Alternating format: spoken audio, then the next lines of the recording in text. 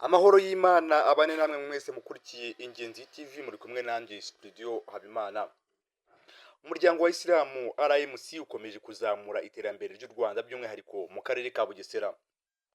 Mu karere ka Bugesera bashimiye mufti w'u Rwanda Sheikh Sindayigaya Musa ku bw'ibikorwa by'indashyikirwa byo gushyira ibuye fatizo ryahagiye kubakwa umusigiti w'intangarugero.